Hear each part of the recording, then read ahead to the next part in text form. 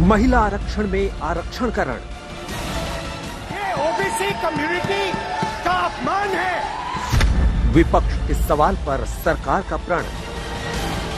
आपकी पार्टियों ने कभी ओबीसी प्रधानमंत्री नहीं बनाया, भारतीय जनता पार्टी ने ओबीसी प्रधानमंत्री बनाने का काम। 2024 का चुनाव, दांव पर कितने दांव? जान रहे ओबीसी के लोग कि ये छलने का काम कर रहे हैं। जिसको काम कर कर दिखाना है वो मोदी जी ने करके दिखाया, जो आज तक नहीं हुआ उन्होंने कर दिया है।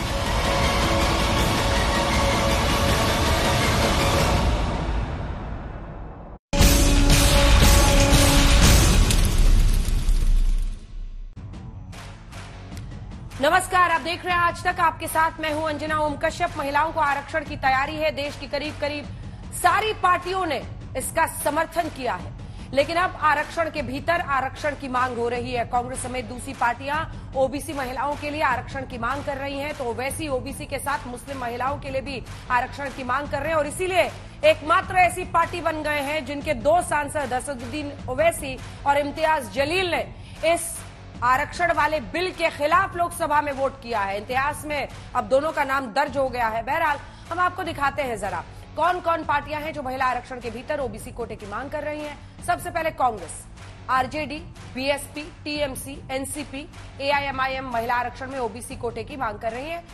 एआईएमआईएम कहती है साथ में मुस्लिम कोटा भी हो। हम आपको दिखा रहे हैं कि पिछले कुछ सालों में कैसे महिला वोटर्स का आंकड़ा तेजी से बढ़ा है। ये बार ग्राफ के जरिए आप समझेंगे। ये एक साइलेंट रेवोल्यूशन था, एक ऐसी क्रांति थी जिसमें सिर्फ वोट के दम पर महिलाओं ने मजबूर किया राजनीतिक पार्टियों को कि वो उनके एजेंडे पर आए। कैसे, आप खुद देखिए। 2004 में 53.3% महिलाओं ने मतदान किया। 2009 में थोड़ा सा बढ़ा, 55.8% महिलाओं ने वोट डाले। 2014 आते आते यह आंकड़ा पहुंच गया 65.5%। वही 2019 में 66.9% महिलाओं ने मतदान किया। और जब 66.9% महिलाएं ये तय करती है कि जीत किसकी होगी, सरकार किसकी बनेगी, तो फिर उनके सामने नतमस्तक होते हुए आपको सियासी पार्टियां भी दिखती हैं। अब हम आपको ओबीसी वोट शेयर दिखाते हैं। 2004 में कांग्रेस को 24%, बीजेपी को 23%, क्षेत्रीय पार्टियों को 43% वोट शेयर मिले। वहीं 2009 में कांग्रेस को 24%, बीजेपी को उसी के साथ आप देख रहे हैं 2009 में 22% और क्षेत्रीय पार्टियों को 42% के आसपास वोट मिले थे। 2014 में कांग्रेस को यही घटकर पहुंच गया 15 पर और वहीं बीजेपी का आंकड़ा बढ़ गया ओबीसी वोट का 34%। क्षेत्रीय पार्टियों को 43% ओबीसी वोट मिले। 19 आते आते देखिए क्या हुआ, कांग्रेस कहां पर रह गई और बीजेपी कहां पर पहुंच गई। 2019 में कांग्रेस को 15, बीजेपी को 44, क्षेत्रीय पार्टियों को 27% ओबीसी वोट मिले। आज हम हल्ला बोल में इसी से जुड़े तमाम पहलुओं पर चर्चा करेंगे, जानने की कोशिश करेंगे कि महिला आरक्षण के भीतर ओबीसी कोटे की मांग से किसको फायदा होगा। ये रिपोर्ट देखिए, फिर चर्चा की शुरुआत। That the OBCs who number a huge percentage have 3% of the 90 secretaries. Congress ने महिलाओं को आरक्षण वाले बिल का समर्थन तो किया, लेकिन किंतु और परंतु के साथ। of India's budget. This is an insult and a shame to the OBC community. OBC महिलाओं के लिए अलग आरक्षण की मांग की। राहुल गांधी ने उस मांग को जायज ठहराने के लिए ओबीसी सचिवों का आंकड़ा सामने रखा। राहुल गांधी के सवालों का केंद्रीय गृह मंत्री अमित शाह ने आंकड़ों से जवाब दिया और बोले, उन्हें लगता है सचिव देश चलाते हैं, लेकिन हमें लगता है सरकार देश चलाती है। 90 सेक्रेटरी हैं, ये जो हिंदुस्तान की सरकार को चलाते हैं, जो बजट को चलाते हैं, इनमें से ओबीसी कितने हैं? नरेंद्र मोदी जी प्रधानमंत्री हैं, ओबीसी के लिए काम करते हैं। मैंने ये सवाल पूछा, मैं आपको जवाब देना चाहता हूं। हिंदुस्तान के सेक्रेटरीज 90 में से सिर्फ 3 ओबीसी से हैं। ये ओबीसी कम्युनिटी का अपमान है। सब लोगों की अपनी अपनी समझ होती है। उन्होंने कहा कि देश जो लोग चलाते हैं उसमें सिर्फ 3 ओबीसी है। अब इनकी समझ है कि देश सेक्रेटरीज चलाते हैं, मेरी समझ है देश सरकार चलाती है। मान्यवर, संविधान की स्कीम है देश की नीतियों का निर्धारण इस देश की कैबिनेट करती है, इस देश की सरकार करती है, इस देश की संसद करती है। और आंकड़े अगर आपको चाहिए, भारतीय जनता पार्टी के सांसद में 29%, 85 सांसद ओबीसी कैटेगरी के हैं। पिछले 27 सालों तक संसद में जिस वजह से महिला आरक्षण बिल लटकाया जाता रहा, उसी वजह को इस बार भी विपक्ष के दल उठा रहे हैं, लेकिन बिल का विरोध करने या पास न होने देने का कदम नहीं उठा पा रहे। वो वजह है ओबीसी महिलाओं के लिए अलग आरक्षण की मांग। जो मोदी जी और अमित शाह जी की नजदीक करीबी होगी, उनको बाहर से किसी बहाने में उनको एंट्री किया जाएगा, तो क्यों ना ओबीसी वालों को किया जाए। तो राहुल गांधी जी बात उठाए, बाजी भाई जवाब नहीं थे उनके पास, इसलिए तोड़ मरोड़ करके एक गुमराह करने वाले जवाब दिया। 2004 से 2014 तक कितने सेक्रेटरी ओबीसी थे और कहां थे वो ओबीसी के सेक्रेटरी, किस क्राइटेरिया में थे, जरा हमको इसका ज्ञानवर्धन कीजिए। देखिए, मैं बार बार बोलता हूं, लीडर को लीडर बनना पड़ेगा, ट्यूटर से नहीं चलता काम। ये ट्यूटर्ड स्टेटमेंट से नहीं चलता है काम, और वह भी ट्यूटर अगर कोई लीडर हो तो भी समझ में आता है। ये एनजीओ को लेकर के आ जाते हो, जिन एनजीओ को जिनको आता न पता न सता, कोई चीज जानकारी नहीं, वो आपको समझाते हैं और आप बोल करके सोचो I was shocked and shattered and shocked. अरे भाई, शौक तो लगना ही था, जब पढ़ना ही नहीं पूरा तो शौक ही लगेगा, और क्या होगा। भारत को पहला ओबीसी प्रधानमंत्री भारतीय जनता पार्टी एनडीए ने दिया, यह भी हमको ध्यान रखना। सिर्फ कांग्रेस नहीं, विपक्ष की अन्य पार्टियां भी महिला आरक्षण में ओबीसी और दूसरे कैटेगरी की महिलाओं के लिए आरक्षण की मांग कर रही हैं। मैं तो आपको शुरू में ही कह रहा था कि पेच बहुत है इसमें, कोटा विलीन कोटा है, अभी उसको भी शांत करना है लोगों को, और इस लॉजिक का भी समाधान पाना है। लोग कहते हैं पुरुषों में अगर है कोटा और पुरुषों में कोटा विलीन कोटा है तो महिलाओं में क्यों नहीं, इस सवाल का भी जवाब देना होगा। कल शाम के बाद इस देश में लोकसभा में बिल पास हुआ, उससे ज्यादा इस बात की चर्चा हो रही है ओबीसी के साथ नाइंसाफी हुई। इस बात की चर्चा हो रही है कि जातिगत जनगणना पर क्यों ब्लॉक किया जा रहा।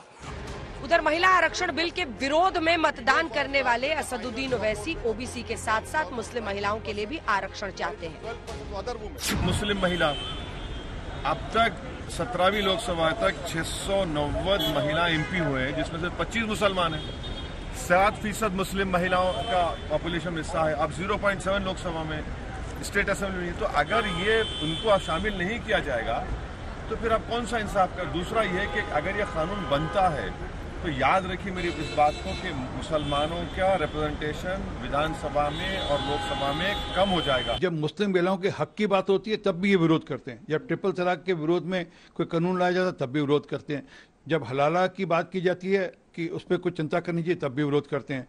तो ये मुस्लिम महिलाओं के हक में नहीं है, ये सिर्फ अपनी वोट बैंक की राजनीति को नजर करते हुए इस प्रकार के बयान दे रहे हैं। केंद्र में मंत्री और मध्य प्रदेश की सीएम रही बीजेपी की कद्दावर नेता उमा भारती भी हमेशा ओबीसी महिलाओं के लिए आरक्षण की मांग करती रही हैं और आज भी कर रही हैं। जब देवगौड़ा जी इसको लाए थे तब भी मैंने खड़े होकर रोक दिया था उनको कि आप इसमें प्रोविजन करिए एसटी, एससी और ओबीसी का, और उसके बाद करिए। अभी भी मैं कहूंगी कि अगर आप 33 को 100 मान लें तो उसमें से 50% आरक्षण एसटी, एससी और ओबीसी का उनके हिसाब से उसका वर्गीकरण करके उनको दीजिए, तब इसको इस प्रस्ताव को सदन में पारित होना चाहिए। विपक्ष को लग रहा है कि 2024 से पहले महिलाओं को आरक्षण देकर मोदी सरकार ने बड़ा दांव चला है। अब विपक्ष उस दांव को पटकनी देने के लिए ओबीसी महिलाओं के आरक्षण की मांग को दोहरा रहा है। आज तक ब्यूरो। आइए चर्चा की शुरुआत करते हैं। डॉक्टर अजय आलोक, प्रवक्ता भारतीय जनता पार्टी के, हमारे साथ जुड़ गए हैं। आलोक शर्मा जी, प्रवक्ता कांग्रेस पार्टी के, मलुक नागर सांसद है बीएसपी के, अरविंद वाजपेयी जी, प्रवक्ता एलजेपी के, सुनील यादव जी, प्रवक्ता समाजवादी पार्टी के, जूही विश्वास हमारे साथ जुड़ रही हैं जो कि प्रवक्ता है टीएमसी की। आप सभी का बहुत स्वागत है आज तक पर। अजय आलोक जी, आपके साथ शुरुआत करते हुए, ये एक सच्चाई है कि आपकी पार्टी के भी सांसदों ने वक्त पर, कभी कभी इससे पहले भी, उमा भारती तो हमेशा टिकी रही, आप ही की पार्टी की है, उन्होंने भी ओबीसी की मांग की है। और ये सबकी आवाज इसलिए उठ रही है क्योंकि उन्हें लगता है जब आरक्षण हो ही रहा है तो उसमें जो सबसे ज्यादा पिछड़ा वर्ग है, एससी, एसटी, ओबीसी, उनके लिए भी रास्ता बने। अजय जी, बिल्कुल सही बात है अंजना जी। हाँ। लेकिन ये आरक्षण पार्लियामेंट और विधानसभा में चुनाव लड़के आने के लिए दिया गया है। संविधान की व्यवस्था के अनुसार इसमें 3 क्राइटेरिया हैं, जो कि माननीय गृह मंत्री ने बड़े स्पष्ट शब्दों में समझाया। हाँ। कि 3 क्राइटेरिया के तहत चुन के आते हैं, चाहे SC, ST और बाकी जनरल। हमने क्या किया कि हमने इस पूरी व्यवस्था में 33% महिला आरक्षण का हिसाब कर दिया कि अब महिलाएं 33% विधानसभा हो चाहे लोकसभा हो रिप्रेजेंट करेंगी। आप मुझे बताइए, यहाँ पे सब हम लोग राजनीति से ताल्लुकात रखने वाले हैं, चुनाव भी लड़ चुके हैं, मलूक नागर साहब तो सिटिंग MP हैं, आप विश्लेषण ही करते रहती हैं। 33% महिलाओं का जब आरक्षण हो, आरक्षित सीटें हो जाएंगी, तो ये जो टिकटें बांटेगी कांग्रेस पार्टी या बाकी पार्टी जो आज कह रही है कि इसमें ओबीसी आरक्षण करो, ओबीसी आरक्षण, जो कि संविधान के सम्मत नहीं है। पहली बात, जब टिकटें बांटेगी तो टिकटें बांटते समय किस चीज का समीकरण देखा जाता है? जातिगत समीकरण। किसी भी जातिगत समीकरण में ओबीसी सबसे भारी पड़ता है। आज की तारीख में भी पार्लियामेंट हो, चाहे बिहार विधानसभा हो, चाहे कहीं की विधानसभा हो, हर टिकट तो जातिगत समीकरण देख के बांटते हैं। महिला हो गई तो ओबीसी महिला को ही टिकट मिलेगा। इसलिए ओबीसी का गाना जो गा रहे हैं ना तमाम विपक्षी दल, ये ड्रामा है। इन लोगों ने, सच्चाई है कि ओबीसी के लिए कुछ किया ही नहीं। अब मैं शुरू करता हूं, जरा आपको इतिहास में ले चलता हूं, आलोक जी को याद आएगा।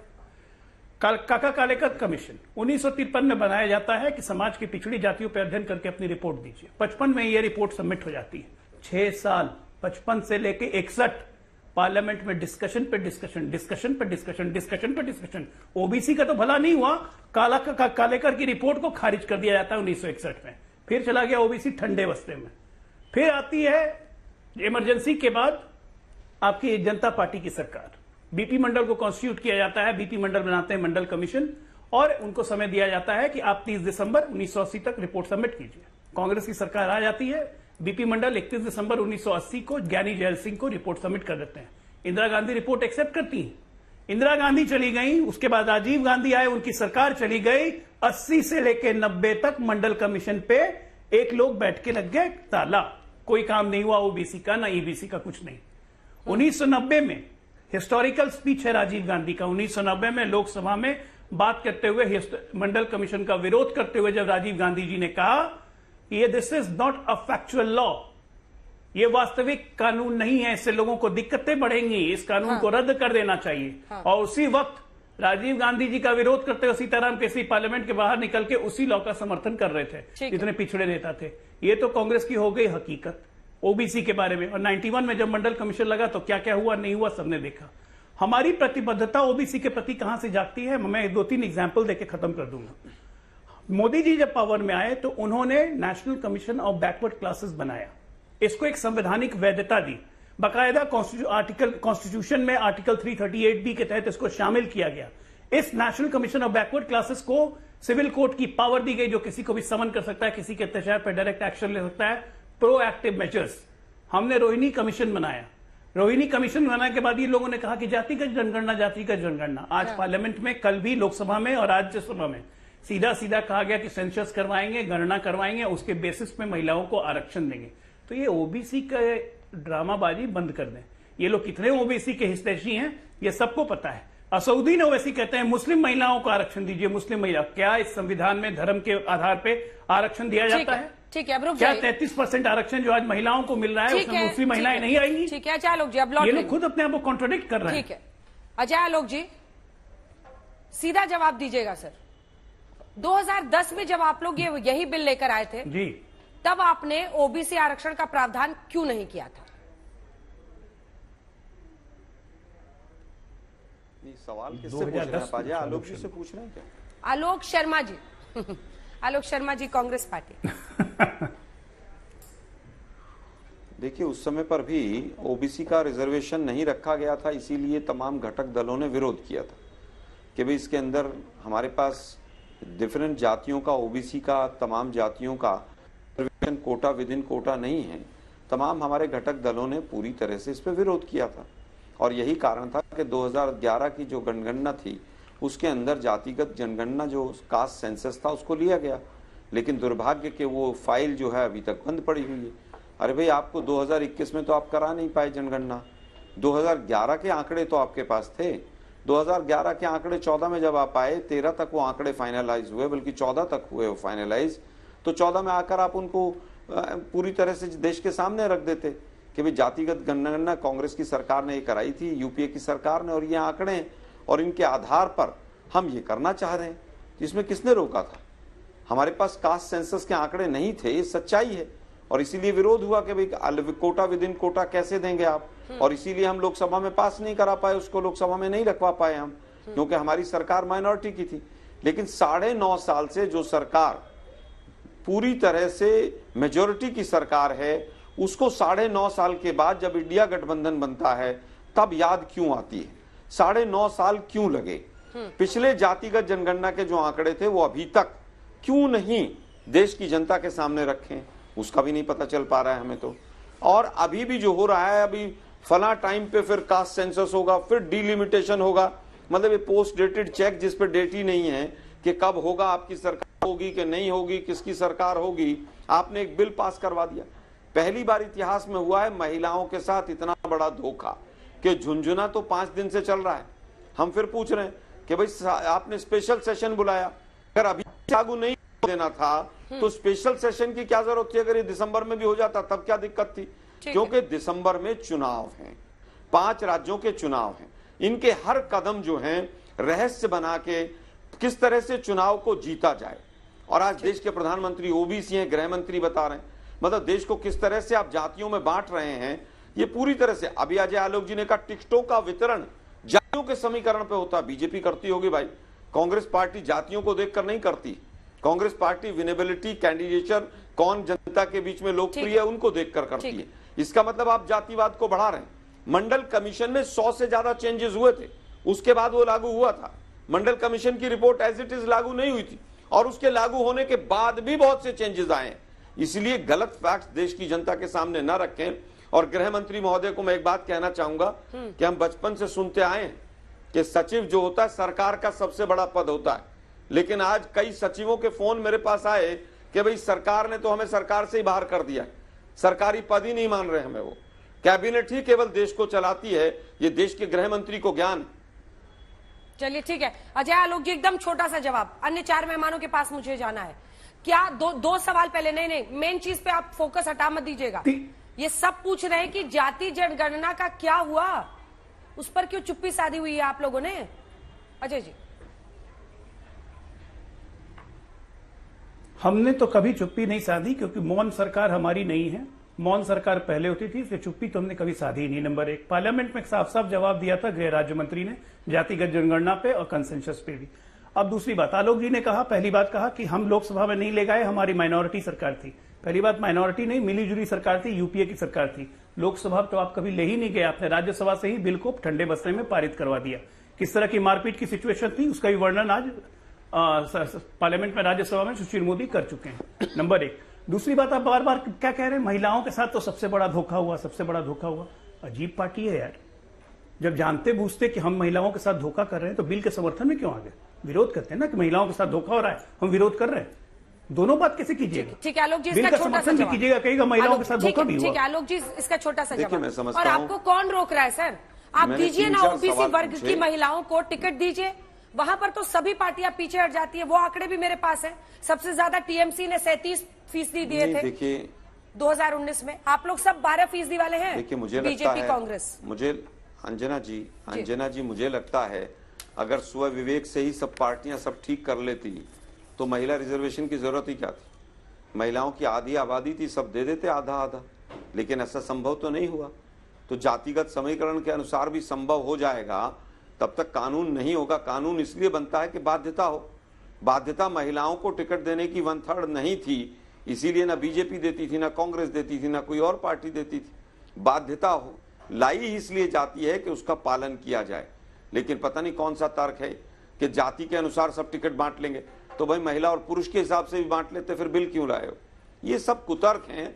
ध्यान केवल अडानी से, आरबीआई की रिपोर्ट, सीएजी की रिपोर्ट, देश की दुर्दशा, महंगाई, बेरोजगारी, इनसे भटकाना था। इंडिया गठबंधन टेप रिकॉर्डर बजने लगा, देश का ध्यान कैसे भटकाया जाए चालू हुआ। उसके अलावा कुछ नहीं। अगर नीयत साफ होती, उनकी नीयत साफ होती तो अभी से लागू करते।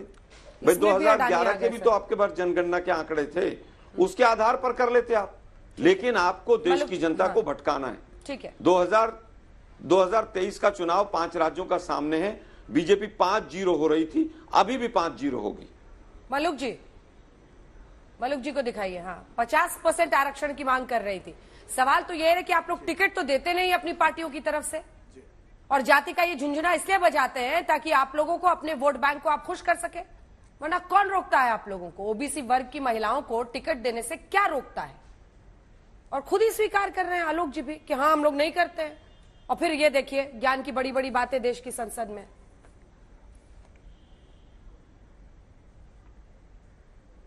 देखिए अंजना जी, हमारी पार्टी की तो नेता खुद ही महिला है। टिकट कितनों को दिया? के टिकट भी और एमपी के टिकट भी देते हैं। आज भी हमारे 10 एमपीओ में से 1 एमपी महिला है। और जो अभी हमारे साथी कांग्रेस के बैठे हैं आलोक जी, ये कह रहे हैं कि पिछड़ों की बात कर रहे हैं। तो जो पहले 2009 से और 2014 तक की जो सरकार थी वो इसलिए पेंडिंग पड़ा क्योंकि कुछ पार्टियों ने, हमारी ने भी, आरजेडी ने भी और एसपी ने भी ओबीसी के लिए आरक्षण करा, और आज ये ओबीसी के लिए कर रहे हैं। तो फिर तो कोई झगड़ा ही नहीं था, बिल पास कर देना चाहिए था। तो जब इन्होंने ओबीसी में नहीं रखा, आज ओबीसी में रख रहे हैं, तो ये भी एक समझ की बात नहीं है। दूसरा, राजस्थान में इनकी सरकार है, तो आज क्या ओबीसी के लिए प्रदेश की सरकार ने जो संवैधानिक ढांचे में जितने भी चीजें हैं, तो क्या ओबीसी के लिए रिजर्व कर रखे हैं? सचिन पायलट ओबीसी के चेहरा दिखा के जीत के आए, क्या इन्होंने उसको मुख्यमंत्री बनाया? जहां तक आज की सरकार की बात है, अगर ओबीसी की डिमांड हो रही है तो ओबीसी की डिमांड को कंसीडर अगर करते तो और भी अच्छा रहता। और हमने तो बढ़ चढ़ के समर्थन किया है, और ये ऐतिहासिक दिन था, एक ऐतिहासिक दिन था। और ऐतिहासिक दिन पे जो नई संसद और महिला आरक्षण बिल नहीं दिख रहे हैं इनको।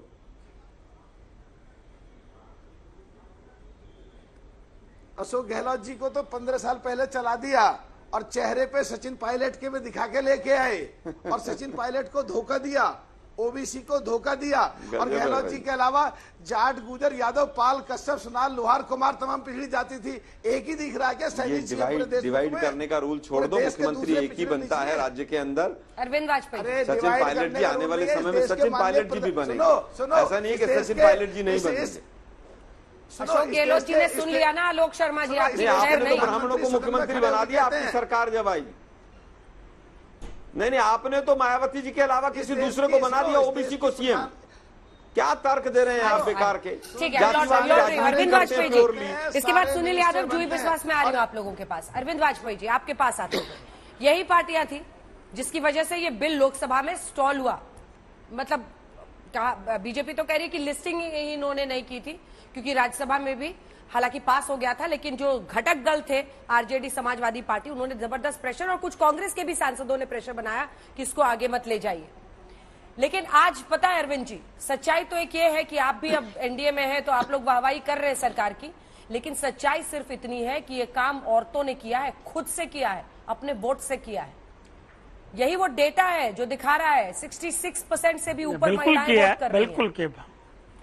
लेकिन फिर क्या फायदा सर? मिठाई का डब्बा की नारी। अरे सुनिए ना वाजपेयी जी, मिठाई का डब्बा सामने रख दिया, ये लीजिए मिठाई का डब्बा, लेकिन अभी खा ही नहीं सकते। 29 में भी खा पाएंगे नहीं खा पाएंगे पता नहीं। अभी तो सेंसस होना है, परिसीमन होना है। देखो ऐसा है, नरेंद्र मोदी की सरकार या नरेंद्र मोदी जो काम कहते हैं वो करते हैं। याद करो, इनसे ये राम मंदिर की तारीख पूछा करते थे, रोज पूछते थे कब बनाओगे, तारीख बताओ, तारीख बताओ। देखो एक बात का यकीन रख लो, आपके चैनल पर मैं कह रहा हूँ, जो मोदी जी ने इच्छा शक्ति कर ली और जो डिक्लेरेशन कर दिया, मैनिफेस्टो में डिक्लेरेशन था, एक से एक। हाँ, और किसने बना दिया? किसने बना दिया? क्या बेकार नहीं, आप तो नहीं बना पाए। आपने तो गलत एफिडेविट दे दिया था। मोदी जी ने बना दिया। क्या प्रकार की बातें कर रहे हो? मैं पूछ रहा हूं, आपने तो गलत एफिडेविट दिया था माय डियर। नहीं, आपने बना दिया क्या? नहीं, आप तो अपोज करते रहे, हमेशा अपोज कर रहे थे। लाते मोदी जी। नहीं, आप बीच में बोलने लगे, आप तो हमेशा बीच में सुप्रीम कोर्ट का आलोक शर्मा जी, आलोक जी सॉरी, फिर आलोक जी बीच में नहीं, प्लीज सर। शाउटिंग मैच नहीं, आज तक प्लीज सर। देखिए, आलोक जी से पूछिए, आलोक जी से पूछिए कि 2010 में जब राज्यसभा में इन्होंने पेश किया था, ओबीसी डाला था, उसमें कैटेगरी क्या? पूछिए इनसे। जब इन्होंने खुद नहीं डाला तो इनको क्या हक पहुंचता है कि हमसे पूछे? हमने तो कम से कम पास तो करा दिया। लोकसभा से पास हो गया, राज्यसभा से पास हो जाएगा, हो रहा होगा अभी, मुझे जानकारी नहीं, आज हो जाएगा वोटिंग में, तो इसका श्रेय तो देना ही पड़ेगा। आप जितना मर्जी करते रहोगे, ये नहीं किया वो नहीं किया, लेकिन हमने तो करके दिखा दिया। नरेंद्र मोदी ने जो डिक्लेरेशन किया वो कर दिया पूरा। अब रह गया सवाल कि ये जो आप वाली बात अंजना जी, कि मिठाई का डब्बा रख दिया है, मिठाई खाएंगे कब?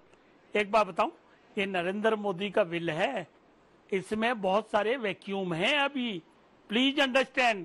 ये आपको इस चुनाव से पहले ही मिल जाएगी रिजर्वेशन। इसका डेमोन्स्ट्रेशन एक छोटा सा कर दूं। मेघावाल जो लॉ मिनिस्टर हैं, उन्होंने क्या स्टेटमेंट दिए पार्लियामेंट में, और पार्लियामेंट में जो स्टेटमेंट दी जाएगी बगैर सोचे समझे नहीं दी जाती। उन्होंने कहा कि 181 543 में से रिजर्व हो जाएंगी। तो जरा सब्र कीजिए, मिठाई भी खाओगे और जल्दी खाओगे।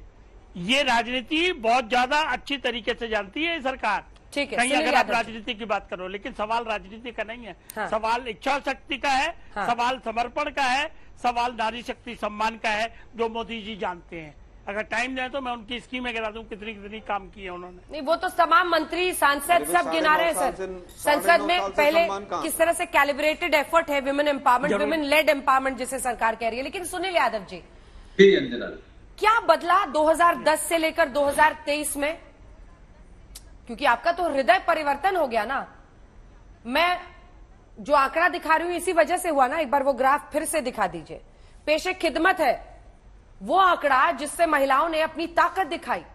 53% था 2004 में, 2000, और तब भी ये माना जाता था कि जो पुरुष घर का सोचता है महिला भी वैसे ही वोट करती है। लेकिन परिवर्तित हुआ ये पूरा जो पैटर्न है। 2009 में देखिए 55% पर 65% पहुंचा, उसके आगे अब 67% के आसपास पहुंच गया। सुनील जी, इसी डेटा ने मजबूर किया ना हृदय परिवर्तन को, वरना ओबीसी तो अभी भी नहीं है उसमें। देखिए अंजना जी, मैं ये कहूंगा कि एक कहावत है कि गांव में कि देर से आए दुरुस्त आए, लेकिन हम तो बीजेपी के लिए ये भी नहीं कह सकते कि देर से आए दुरुस्त आए। देर से आए तब भी दुरुस्त नहीं आए। फिर भी जो आप आंकड़े दिखा रही हैं देश को, दुनिया को, कि महिलाओं ने इतने प्रतिशत वोट किया, हम उन सब महिलाओं को धन्यवाद देते हैं। लेकिन इसी प्रतिशत में आप निकालिए ना कि ओबीसी की महिलाएं कितनी होंगी।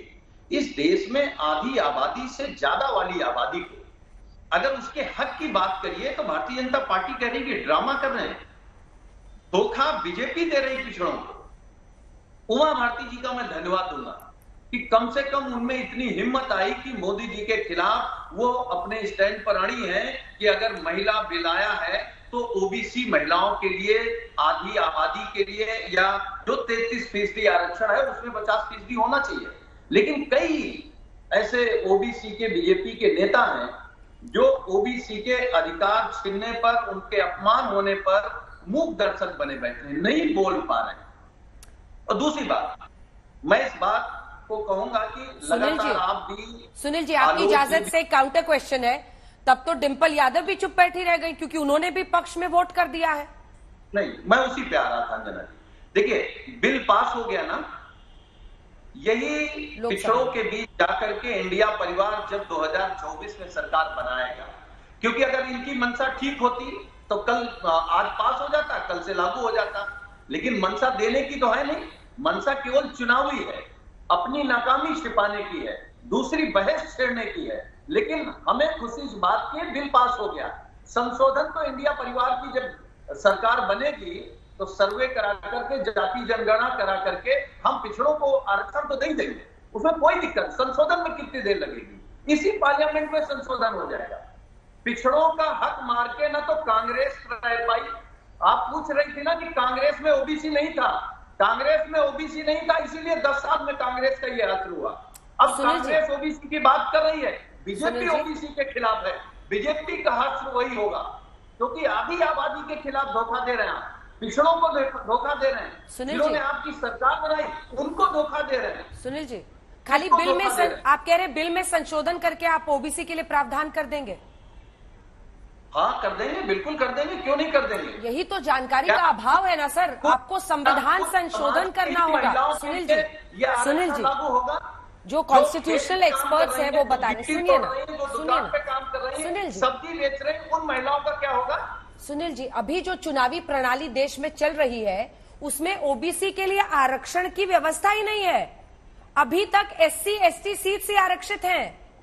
इतना तो आपको भी जानना चाहिए। संविधान संशोधन करना होगा, उसमें आप लोगों को नहीं दिखता है कि ओबीसी के लिए भी आरक्षण करना चाहिए। जब बात महिलाओं के आरक्षण की आती है तब आप लोग उसमें ओबीसी कोटे की मांग कर रहे हैं, वरना एससी एसटी के लिए सीट आरक्षित है, कॉन्स्टिट्यूशनल सीट्स।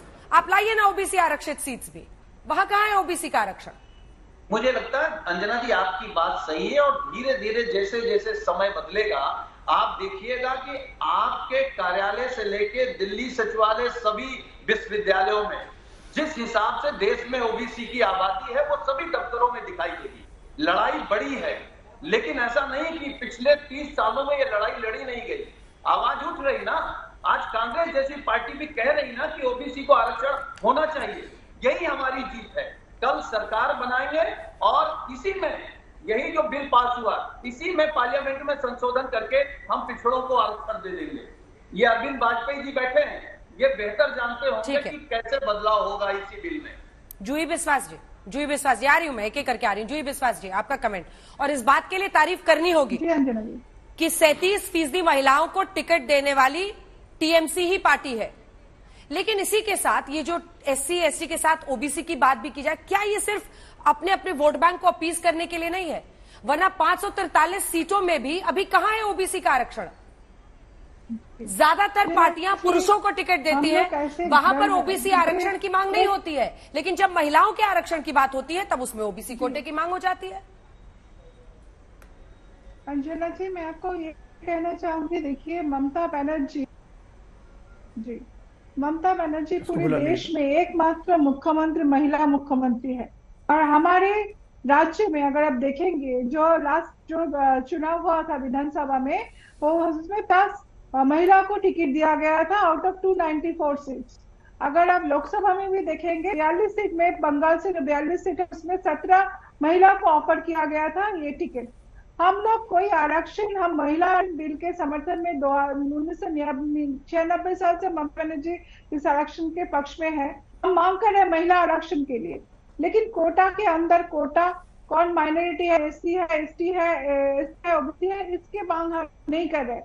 हर एक महिला कैपेबल है, वो लोग महिला भी इंटेलिजेंट है और महिला अपने खुद कर सकती है।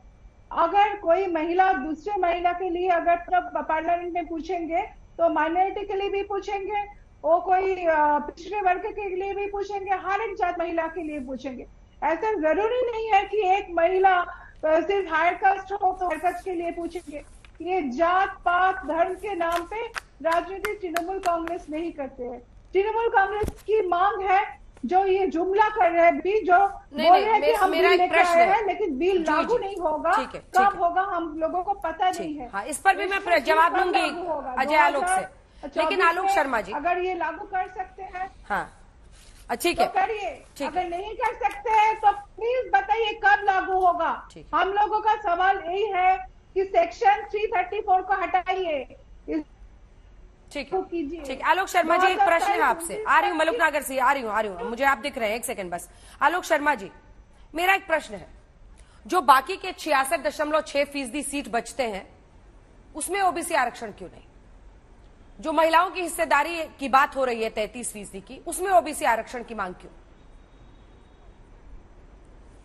देखिए, मैं समझता हूं आरक्षण बिल आज का जो प्रश्न है महिला आरक्षण का, उस पर पहले भी ये सवाल उठा था। अगर कल को पुरुषों के आरक्षण की कोई बात आएगी या जनरल सीट्स के आरक्षण की कोई बात आएगी तो जरूर उसके अंदर भी ओबीसी आरक्षण की बात उठेगी।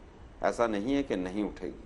और अगर उसमें ओबीसी आरक्षण देना होगा तो कांग्रेस पार्टी उसमें भी देगी। मुझे लगता है कि आज का विषय ये नहीं है। ओबीसी के ऊपर डिबेट पूरी हमारी जा रही है। मेरा सबसे पहला सवाल तो यह, महिलाओं को मिल गया क्या? पहले तो महिलाओं के साथ आप धोखा कर रहे हैं। अभी वो कब होगा, कब वो सेंसस होगा, कब फिर उसके बाद डिलिमिटेशन होगा, फिर उसके बाद कब क्या होगा। सबसे पहला तो सरकार धोखा यही कर रही है। 5 राज्यों में चुनाव हार रहे थे आप, स्पेशल सेशन ले आए, स्पेशल सेशन लाने का पर्पस केवल ये था कि महिलाओं के नाम पर इस तरह से आप करें कि भ्रम की स्थिति पैदा हो और 5 दिन तक 6 दिन तक डिबेट्स होती रहें। अगर आपकी नीयत साफ थी तो 9.5 वर्षों से आप इंतजार क्यों कर रहे थे? ठीक है, अजय आलोक जी जवाब आज भी साफ नहीं। अजय आलोक जी इसका जवाब में क्या होगा, 9.5 साल तक क्यों नहीं हुआ, इसका किसी के पास जवाब। ठीक है, मलूक जी एक बार बोलने उसके बाद अजय आलोक जी आप ही को जवाब देना। बोलिए मलूक जी, क्या बोल रहे हैं? जी मैं अंजना जी आपकी एक बात से बिल्कुल सहमत हूं। आप 100% सही बात कह रहे हैं। अच्छा? कि अगर कांग्रेस की नीयत पहले से साफ थी, हाँ। और आज जो इन्होंने ओबीसी की बात रखी है 55-60% से जो रिजर्वेशन नहीं है, जो 66% है, उसमें ओबीसी की क्यों नहीं रखी? एक सुनील यादव जी की बात बिल्कुल सही है, कांग्रेस की हालत यही हुई। और तीसरी बात यह है कि आज सदन में माननीय प्रधानमंत्री कहते हैं पिछड़ों और दलितों के लिए अब ये मूवमेंट रुकने वाला नहीं है। बिल्कुल 100% आने वाले दिनों में आरक्षण 100% जो इनका कोटा है, 56% लोग जो देश के हैं जिसको वोट देते हैं उसकी सरकार बन जाती है, इनको देना पड़ेगा। और जो दूसरा जो आप बात करें वो भी सही है कि इसमें संविधान में संशोधन करने के लिए जो सुनील जी कह रहे हैं बिल में संशोधन नहीं होगा, संविधान में संशोधन करके उसको पहले भी लाया जा सकता था कांग्रेस अगर लाना चाहती। और आने वाले दिनों में ये मूवमेंट चली है, ये करना पड़ेगा। 56% लोग हैं, नहीं तो सरकारें जिसकी चाहेंगे उसकी बनती और बिगड़ती रह जाएंगी। आलोक जी हंसो मत, यही हसन हुआ तुम्हारा इसीलिए यूपी में। अजय आलोक जी मेरा प्रश्न सुनिएगा। कि कांग्रेस तो ऐसा कर देती, संविधान सभा से लेकर अब तक बीजेपी ने नहीं किया, उससे सवाल नहीं पूछेंगे हम। जी, संविधान सभा से लेकर अब तक महिलाओं के हिस्से में क्या आया? बीजेपी से पूछ रहे हैं, 9.5 साल में पहले भी क्यों किया, अभी क्यों किया, बीजेपी से भी पूछ रहे हैं। साहब मैं अजय आलोक जी से बात कर रही हूँ, प्लीज क्रॉस टॉक मत कीजिए आप लोग। अजय आलोक जी, संविधान सभा की चर्चाओं से लेकर अभी तक महिलाओं को क्या मिला? बातें, खूब सारी बातें इन्होंने भी कही, उन्होंने भी कही, कोटे में कोटे का कांटा भी अटकाया, खूब हुआ। सोचिए कि जब सबसे ज्यादा जरूरत थी आजादी के बाद, तब भी ये मुमकिन नहीं हो पाया महिलाओं के। जाति के आधार पर तो आरक्षण मिल गया, लेकिन महिलाओं के लिए आरक्षण पर मुहर नहीं लगी। उसके बाद के दशकों में भी खूब बातें, खूब चर्चाएं, बिल आ रहे हैं, बिल जा रहे हैं, बिल राज्यसभा से पास हो रहा है, लोकसभा में गिर रहा है, कभी लोकसभा में पास हो रहा है। और आज एक बार फिर क्या हुआ, आप अगर पास भी करा लेते हैं राज्यसभा से तो अभी महिलाओं को फायदा नहीं मिलेगा। यानी और 5 साल 7 साल रेलेवेंस जब जाकर शायद खत्म हो जाए, महिलाएं लड़ लड़कर अपनी हिस्सेदारी बड़ी और कर लें, तब तक आप लोग ये देने वाले नहीं हैं। अब बताइए 29 तक तो 5 साल के लिए तो टल ही गया ना।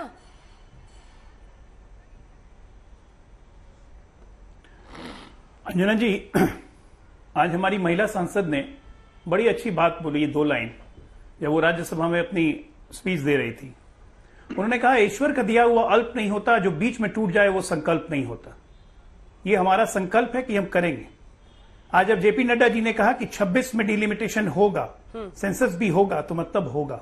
और जब हम कह रहे हैं कि 29 में जो सांसद चुन के आएंगी 181, 100 तो बढ़ जाएंगी क्योंकि सीटें बढ़ेंगी परिसीमन के बाद, सबको यही उम्मीद है।